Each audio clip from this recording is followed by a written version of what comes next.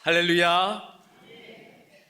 우리 주님의 부활의 능력이 우리 사랑하는 모든 믿음의 가족들의 삶에 충만하게 임하시기를 축복합니다.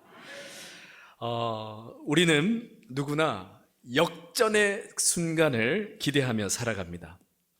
가볍게는 우리 스포츠 경기에서 얼마 남지 않은 시간 동안에도 역전골이 터지기를 바라면서 손에 땀을 쥐고 이렇게 바라보기도 합니다. 드라마나 영화에서도 주인공이 누명을 쓰고 배신을 당해 진실이 묻혀버린 상황에서도 오히려 우리는 반전을 기대합니다.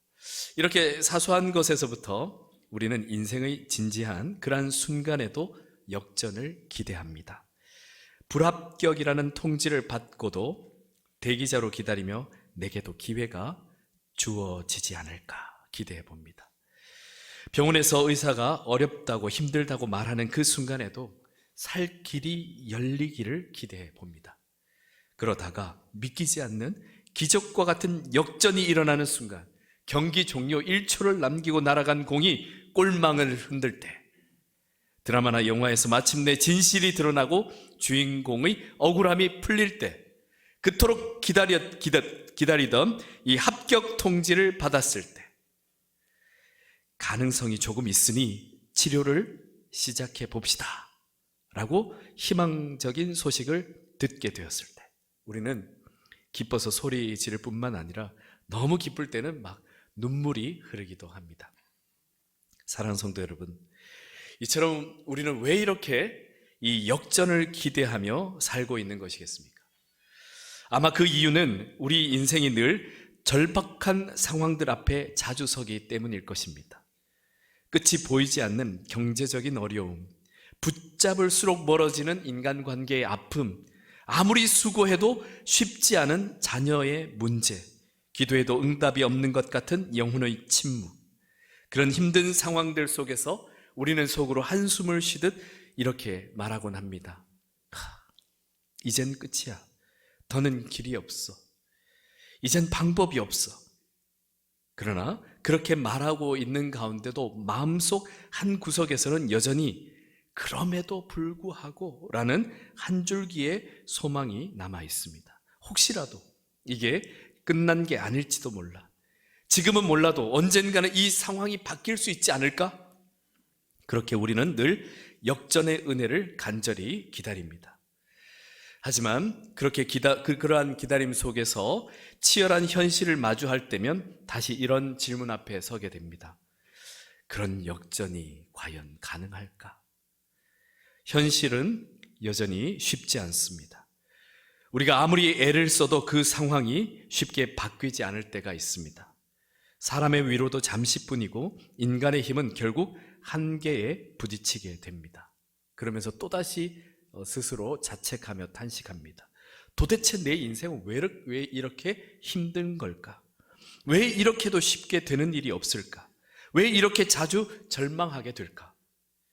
그렇게 질문을 하다 보면 우리는 결국 인간 존재의 뿌리 깊은 한계에 직면하게 됩니다. 곧 죄의 문제와 죽음의 두려움 앞에 서 있는 인간의 한계를 만나게 됩니다.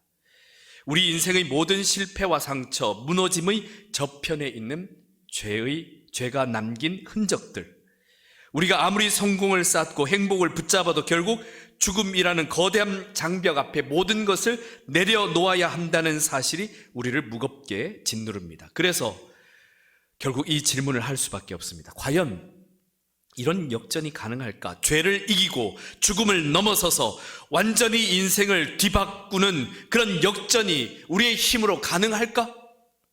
가능한 일일까? 사랑하는 성도 여러분, 너무 매정하게 들릴지 모르지만 답을 말씀드리자면 우리는 할 수 없습니다. 우리의 노력으로는 죄를 이길 수 없습니다. 우리의 지혜로는 죽음을 넘어설 수 없습니다. 심지어 우리의 선함과 우리의 열심과 우리의 결심이 있다 하더라도 이것만으로는 결코 우리 인생의 그 본질적인 문제를 해결할 수가 없습니다. 그러나 우리 주 예수 그리스도께서는 하실 수 있습니다. 아니, 해내셨습니다. 예수님의 부활은 인간 역사상 가장 위대한 역전극이며 그 부활은 지금도 우리의 삶을 역전시키는 실제적인 능력으로 우리 곁에 살아서 역사하고 있습니다. 오늘 이 부활의 아침에 그 능력이 저와 여러분의 삶 가운데 다시 시작되기를 간절히 소망합니다. 사랑하는 성도 여러분, 예수님께서 십자가에 달리시던 그날, 사단은 자신의 모든 전략과 전력을 총동원하여서 하나님의 아들을 철저히 무너뜨리려고 했습니다. 사단은 먼저 대제사장들과 바리새인들의 종교적 열심 뒤에 감춰진 시기심을 충동질했습니다. 자극했습니다. 그들은 백성들이 예수님을 따르는 것을 보고만 있을 수 없었습니다. 그 시기는 곧 음모가 되었고, 음모는 죽이려는 결심으로 이어졌습니다. 그리고 사단은 예수님의 가장 가까운 제자 중 한 명이었던 유다의 마음에 돈에 대한 욕심과 자기 중심적인 기대에 대한 실망감을 불어넣었습니다. 그래서 결국 유다는 은 30의 스승을 팔아버립니다. 사랑은 무너졌고 관계는 배신으로 끝났습니다.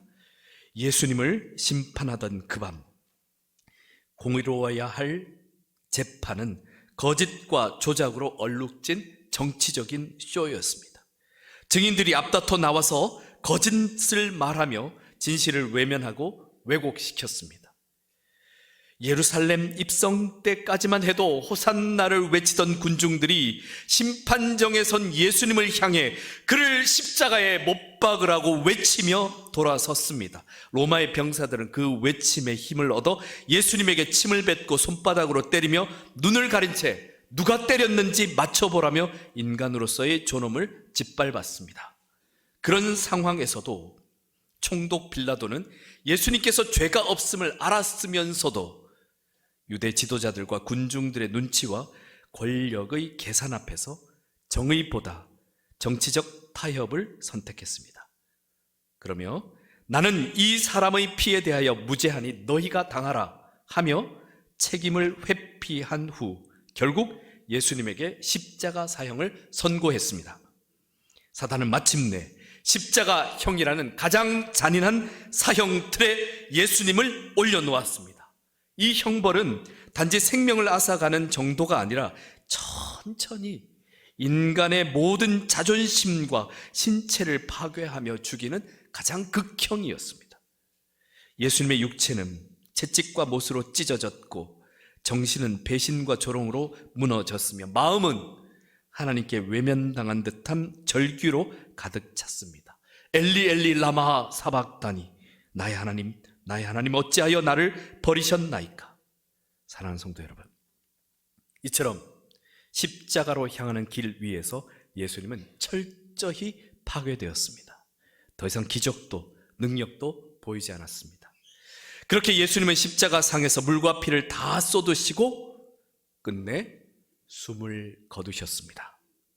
그렇게 숨을 거두신 예수님의 시신은 아리마대 요셉의 무덤에 안치되었습니다. 무거운 돌문이 굴려져 닫힐 때 모든 희망도 함께 묻혔습니다. 무덤은 종결의 상징이었고 그곳에 갇힌 자는 다시는 돌아올 수 없는 것입니다. 그 장면 앞에서 사탄은 환호하며 이렇게 외쳤습니다. 끝났다. 내가 이겼다. 하나님도 침묵하셨다. 그도 그럴 것이 이 세상 그 누구도 감히 그 무덤에서 다시 살아나온다는 것은 상상도 할 수 없는 일이었습니다. 이 상황은 인간의 눈으로 보기에는 완전히 패배한 상황이었습니다. 역전은 불가능한 상황이었고 모든 것이 끝난 것처럼 보였습니다. 이렇게 죽음으로 예수님의 한 시대가 끝나는 것처럼 보였습니다. 모든 것이 침묵했고 모든 문이 닫혔습니다. 하늘도 조용했고 사람들도 흩어졌으며 제자들은 도망가서 문을 걸고 잠그며 두려움에 떨고 있었습니다. 그 누구도 역전을 기대하지 않았습니다. 아니, 결코 기대할 수 없었습니다.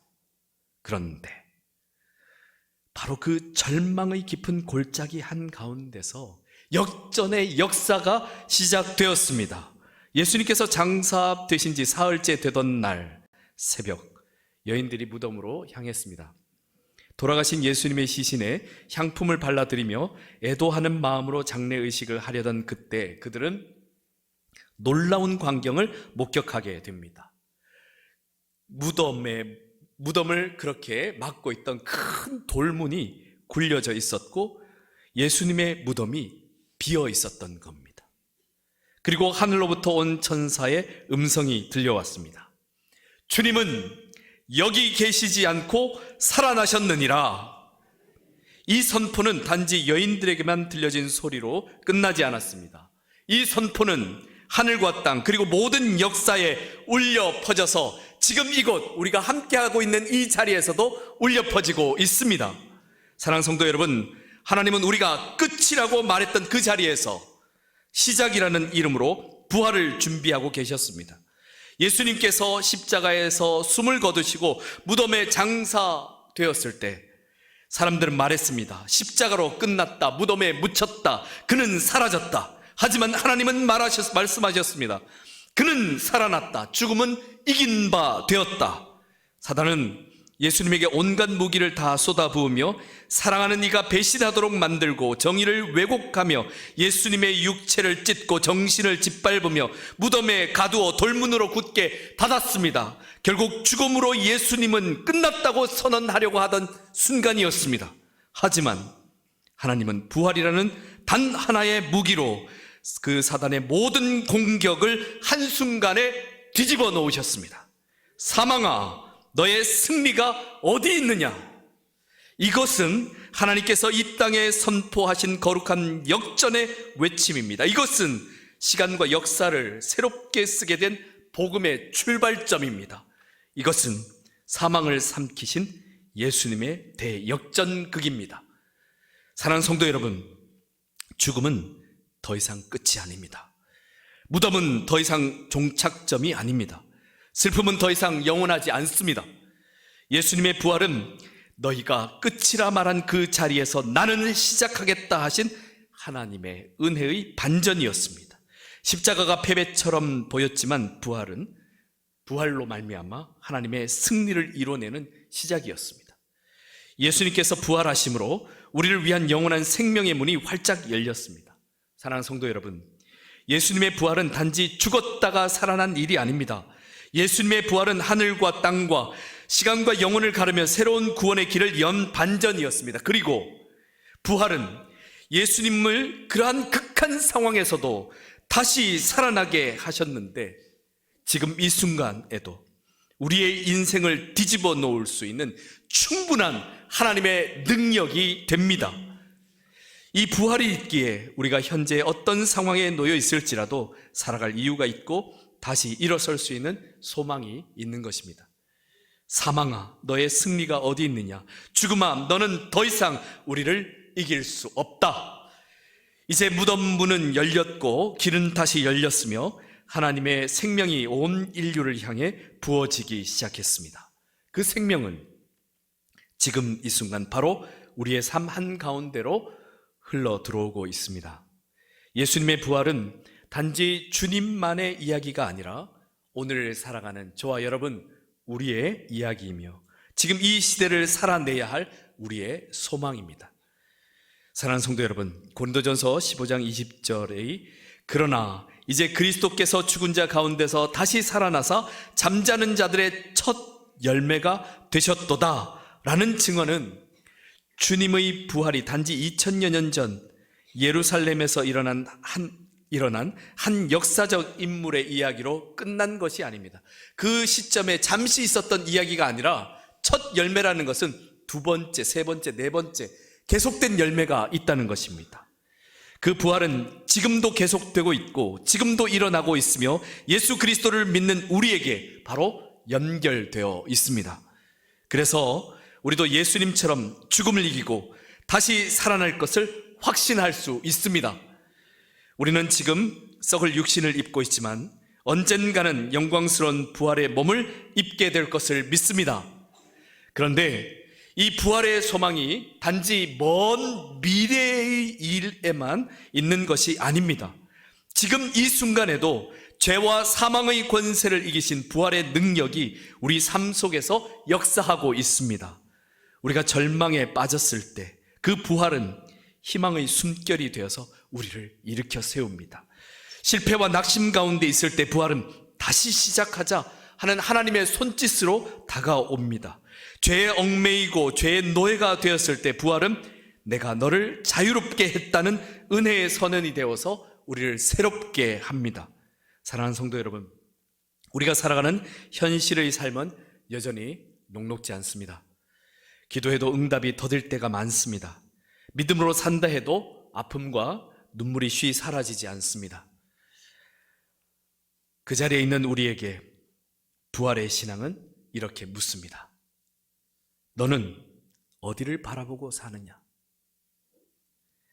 우리가 부활을 믿음으로 영원한 생명을 소망하며 흔들리지 않는 진리를 붙잡을 때 비록 지금은 고된 현실 속에서 수고하고 있을지라도 이 길이 결코 헛되지 않음을 확신하며 살아갈 수 있습니다. 그래서 사도 바울은 고난 가운데 있는 믿음의 형제 자매들에게 이렇게 권면합니다. 그러므로 내 사랑하는 형제들아, 견실하며 흔들리지 말고 항상 주의 일에 더욱 힘쓰는 자들이 되라. 이는 너희 수고가 주 안에서 헛되지 않은 줄 알미라. 아멘. 그렇습니다. 부활은 단지 위로의 메시지만을 주는 것이 아니라 삶을 움직이게 하는 실제적인 능력이 됩니다. 그러므로 우리는 그 능력 앞에서 감사하지 않을 수 없습니다. 우리를 대신해서 죽으시고 다시 사신 예수 그리스도를 바라볼 때 고린도전서 15장 57절 오늘의 본문 말씀처럼 우리 주 예수 그리스도로 말미암아 우리에게 승리를 주시는 하나님께 감사하노니 란 감사의 고백이 저절로 나오게 됩니다. 감사는 부활의 승리를 지금 우리가 누리고 있다는 믿음의 고백입니다. 감사는 죄와 죽음의 권세로부터 우리가 자유케 되었다는 승리의 선언입니다.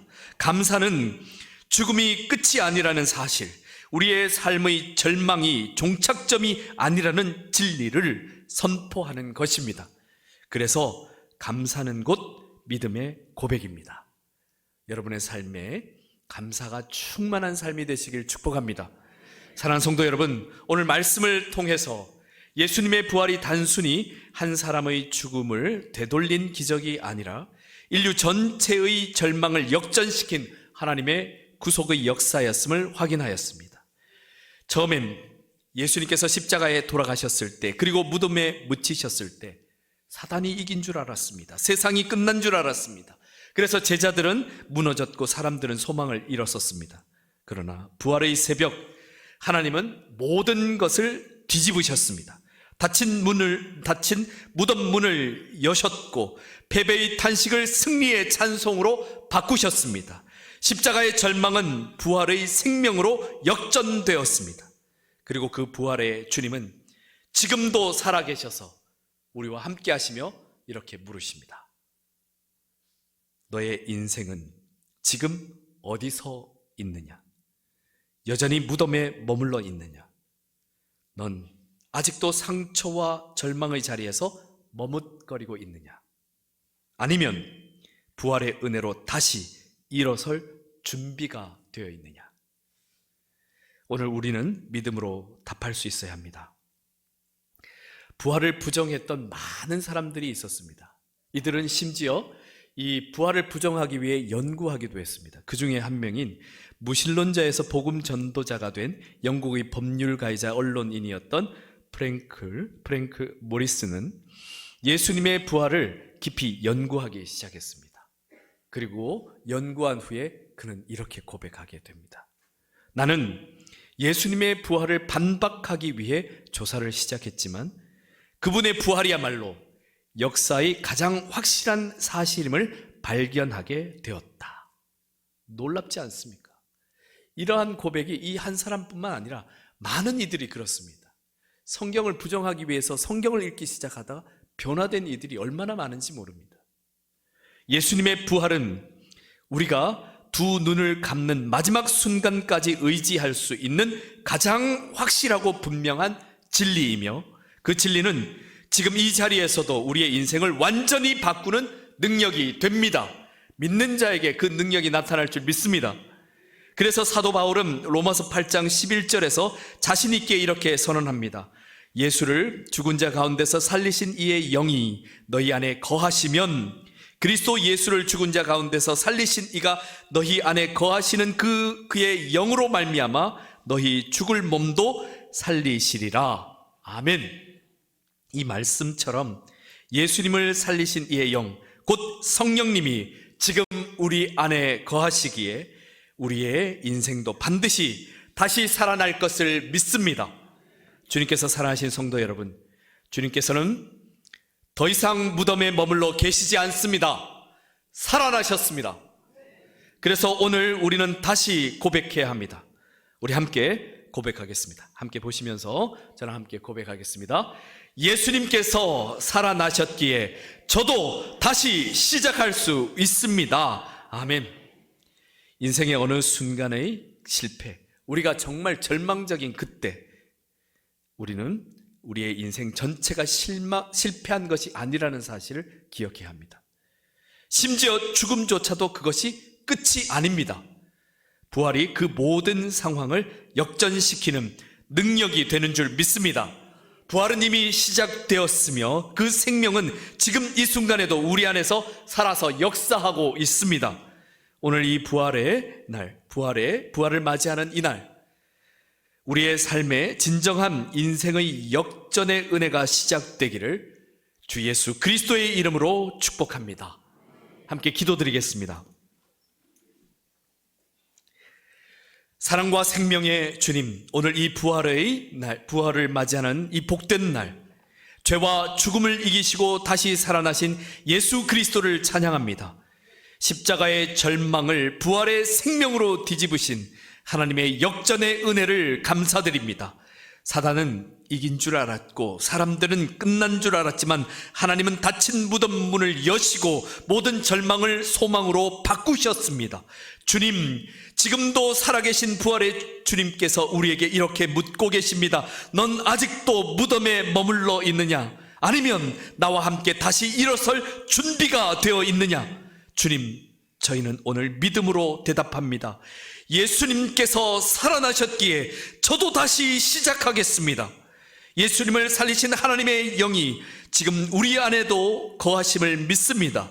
오늘도 그 부활의 생명으로 살아가게 하시고 삶의 자리마다 새로운 시작과 소망이 일어나게 하옵소서. 부활의 주 예수 그리스도 이름으로 기도드립니다. 아멘.